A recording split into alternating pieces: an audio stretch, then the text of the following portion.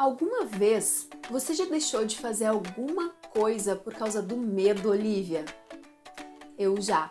E nesse vídeo eu vou te dar uma ferramenta maravilhosa para que você consiga lidar com isso.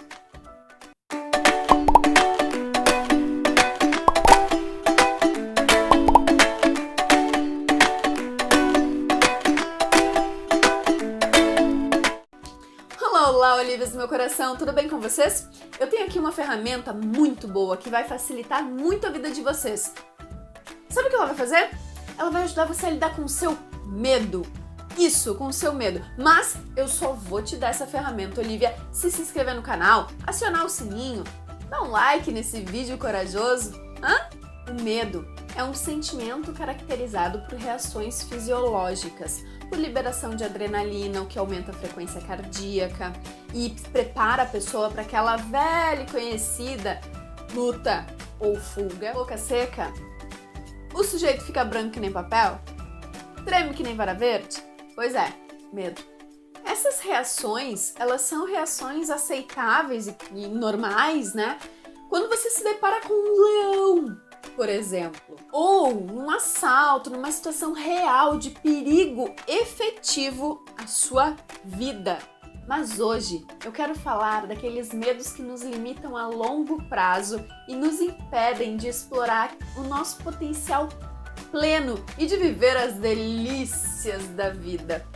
Esse medo distorce gravemente a nossa noção, a nossa visão de realidade, de quem somos nós e de quem é o outro também. Quando percebi o quanto o medo gerenciava a minha vida, resolvi dar uma boa olhada para ele, saber de onde vinha, de que se alimentava, essas coisas. Essa observação do meu medo me levou a constatar que todo o medo que eu sentia era referente a coisas do futuro, coisas que nem tinham acontecido, coisas que não estavam nem prestes a acontecer, ou seja, elas não existiam, era um medo do futuro.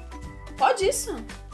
Mas esse meu medo gerava pensamentos que geravam sentimentos e que construíam a minha realidade, ou seja, os meus medos se transformavam em realidade e realmente se concretizavam.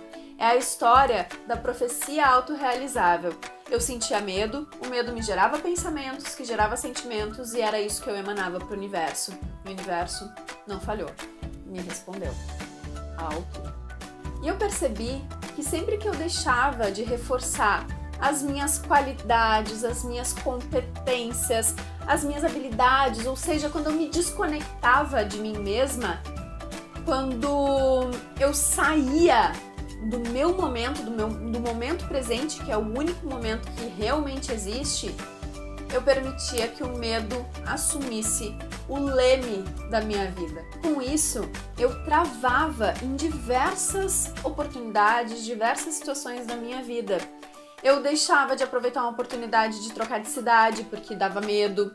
Eu deixava de botar em prática uma boa ideia porque eu morria de medo.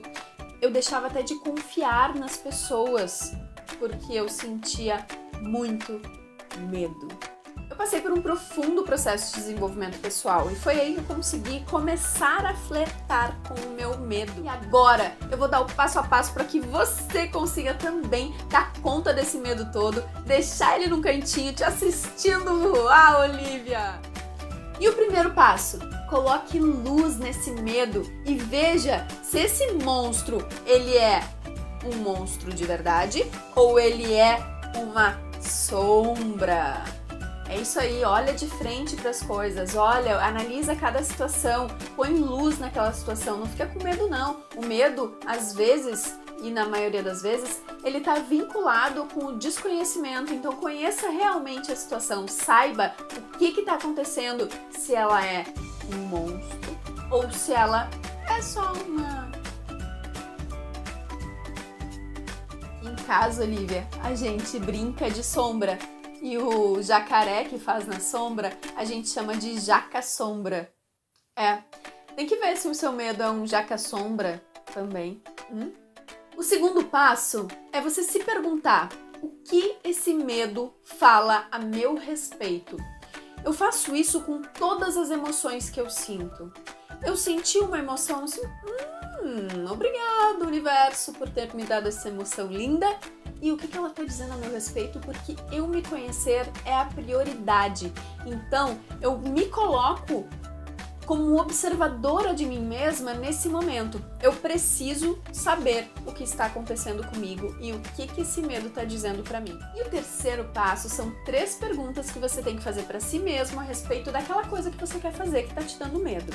A primeira pergunta é: fazer o que eu pretendo fazer gera um risco real à minha integridade física, emocional ou moral? Segunda pergunta: se existe esse risco, qual é o tamanho dele? Vamos mensurar o risco. O que de pior pode acontecer? Vamos pintar o quadro mais feio da história.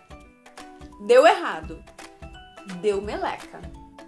O que de pior pode acontecer? E a terceira pergunta é: o resultado que eu pretendo ter naquilo que eu pretendo fazer vale o risco?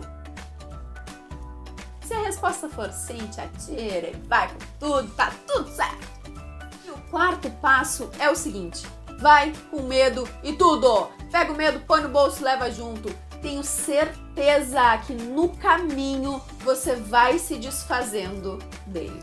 E eu posso dizer pra vocês isso porque eu fiz isso nas minhas viagens. Eu viajei sozinha e pra mim viajar sozinha era um estressante, era um gerador de medo. Eu tinha medo de perder o voo, eu tinha medo de me atrapalhar, eu tinha medo de não conseguir me comunicar, eu tinha medo de ficar num hostel muito ruim, eu tinha medo de fazer um passeio ruim, de me perder, de que acontecesse alguma coisa ruim comigo, de que...